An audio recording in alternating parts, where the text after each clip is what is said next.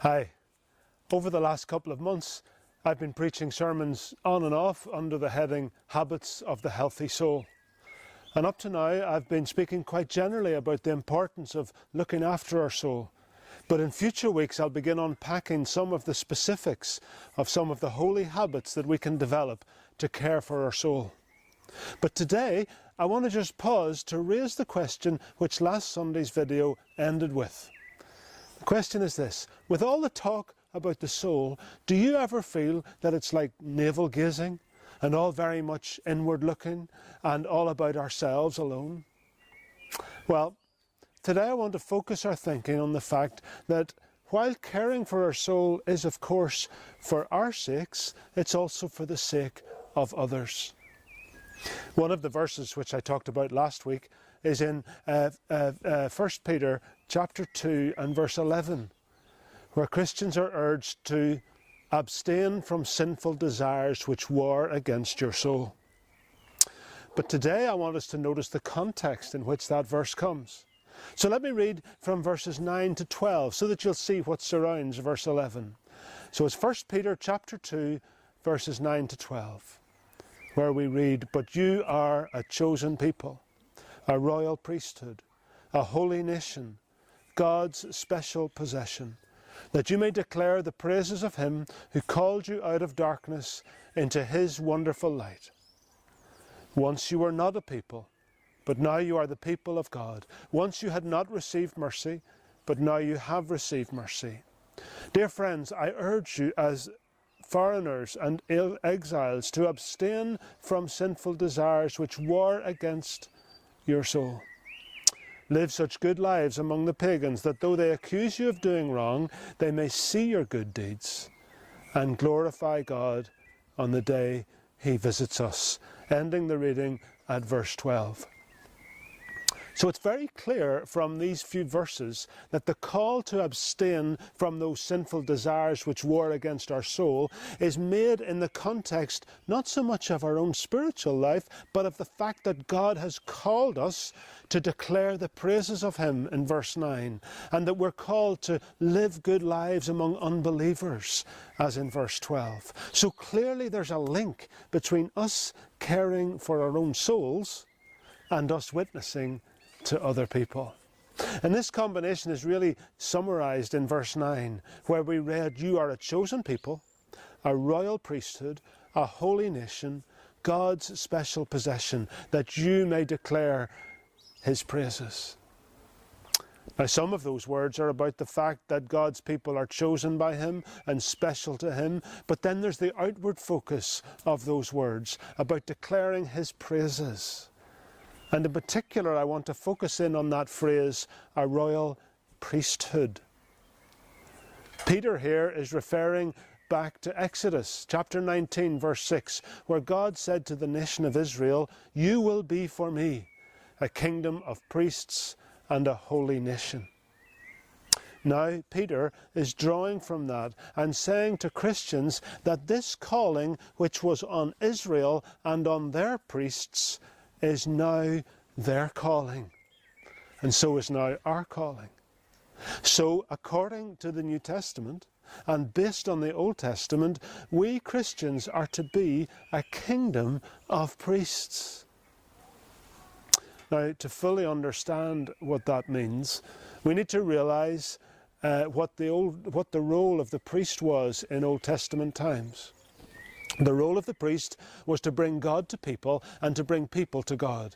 The priest was the one who presented sacrifices to God and who was understood to be in close contact with God, and so as a result the priest enabled the wider people to meet with God too. Priests worked in both directions.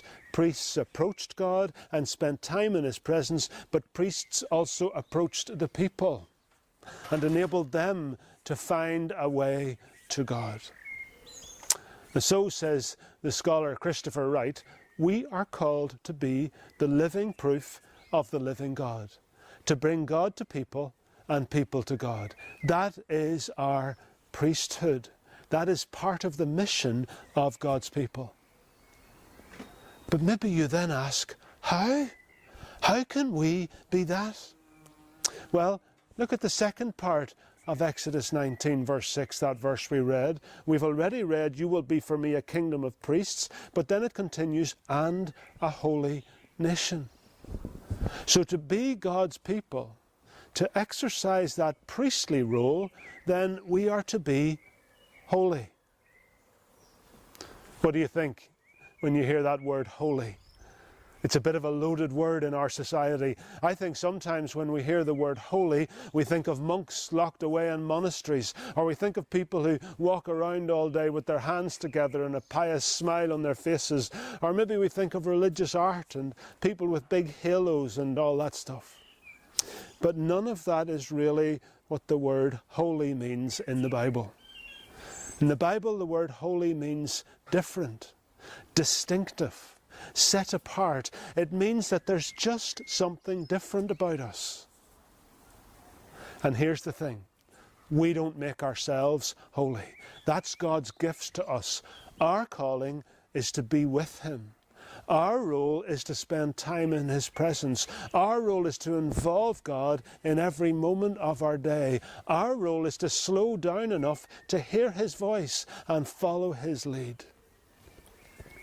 We don't make ourselves holy, but we need to place ourselves where God is, so that He can make us into His likeness by His grace. And then as God transforms us more into His likeness, as we become more holy, then we need to live out what we are.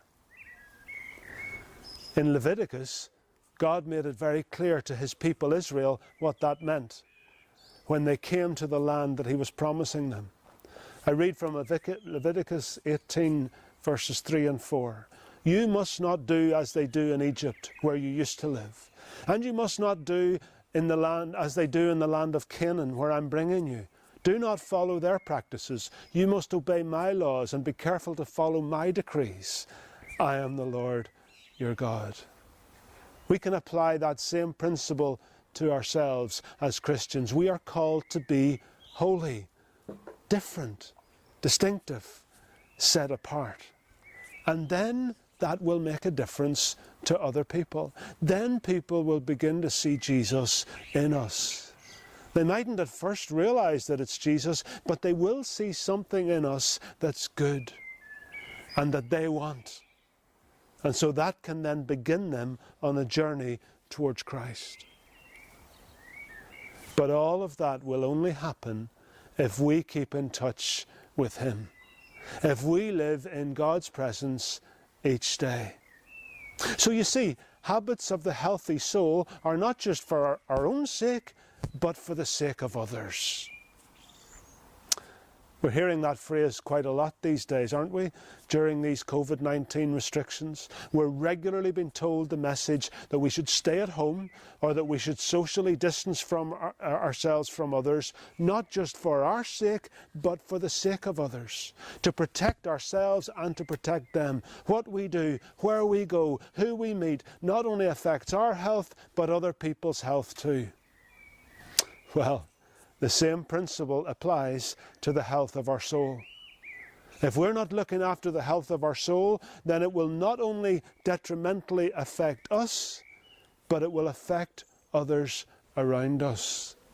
If we're far from God in our lives, then it will affect our lives negatively. And that will cast a spell on those we come in contact with.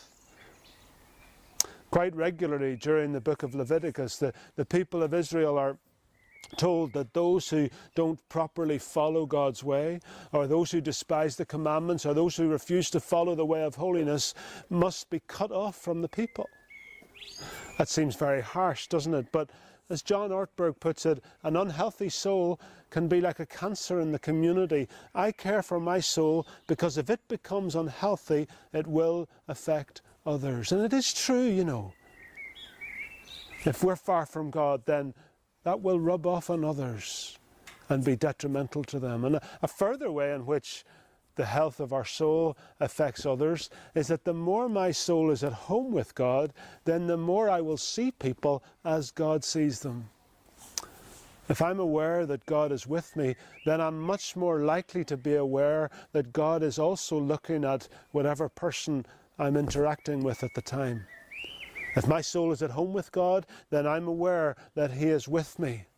And so then in that moment, when a car driver pulls out in front of my bicycle, I may just find myself praying for that driver rather than shouting at him. Don't laugh. That actually happened a few weeks ago. It doesn't happen very often, but it's beginning to happen a little. But the point is, if our soul is at home with God, then we're more likely to see other people as God sees them. We're more likely to see that maybe the shopkeeper that's given us a hard time as maybe somebody that has all kinds of issues and that who God loves. Maybe they're just having a bad day, but God loves them. Is that not what the Apostle Paul meant in 2 Corinthians 5 and verse 16 when he writes, "From now on, regard no one from a worldly point of view." From now on, regard no one from a worldly point of view. In other words, now that my soul is centered with God in Jesus, I won't look at people in the same way.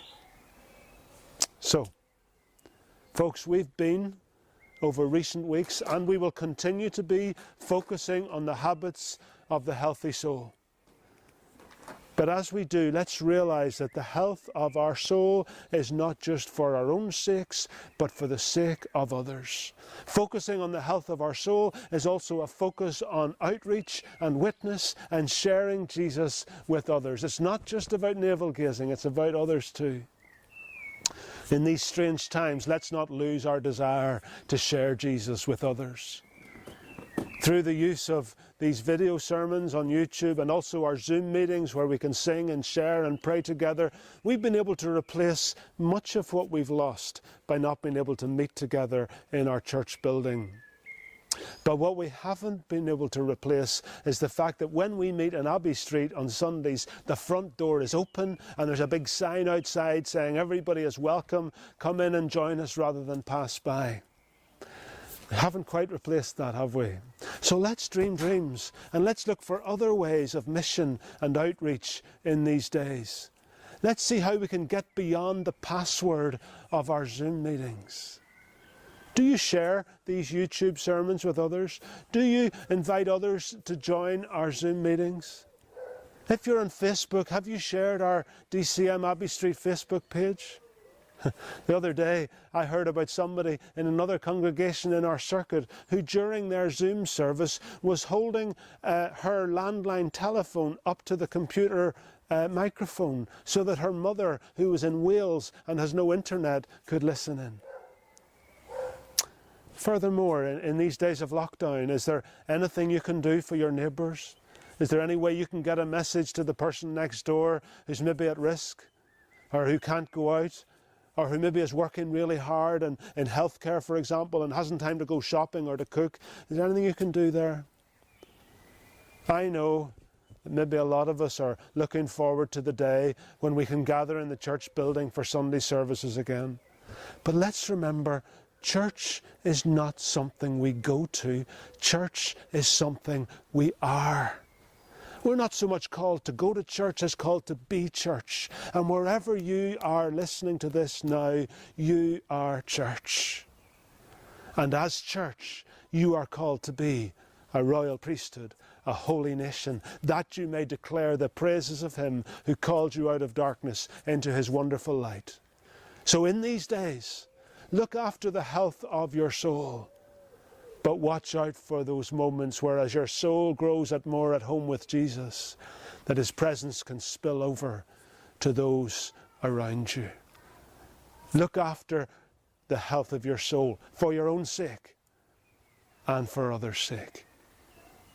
Amen.